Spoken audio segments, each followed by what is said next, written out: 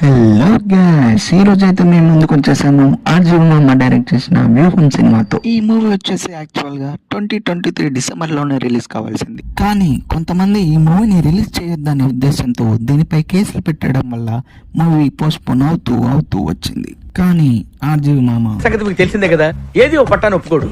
Final గా RGV మామ పట్టు వదలని విక్రమార్కుడిలా సెన్సార్ బోర్డు దగ్గర ఈ మూవీకి క్లీన్ షీట్ తీసుకొని మార్చ్ 2 కి రిలీజ్ చేశాడు. 2019 లో సేమ్ ఇలాగే అమ్మ రాజ్యంలో కడప బిడ్డలు అనే మూవీ కూడా ఇదే సిచ్యువేషన్ ఎదురైంది. ఇప్పుడు ఆర్జీవి మామ ఆ మూవీలోని క్యారెక్టర్ నేమ్స్ అండ్ ఆ మూవీ టైటిల్ చేంజ్ చేయడం వల్ల ఆ మూవీ రిలీజ్ చేశారు. కానీ ఇప్పుడు వ్యూహం మూవీలో చూస్తే గనక అన్ని రియలిస్టిక్ క్యారెక్టర్స్ లాగా కనిపిస్తున్నాయి. అయినా కానీ ఆర్జీవి మామ మూవీకి క్లీన్ షీట్ తీసుకొని ఆ మూవీని ఫైనల్ గా రిలీజ్ చేసేసాడు. ఈ మూవీ చూసిన వాళ్ళు ఎలా ఉందో కింద కామెంట్ చేయండి. ఇంట్రెస్టింగ్ అప్డేట్స్ కోసం మన ఛానల్ ని సబ్స్క్రైబ్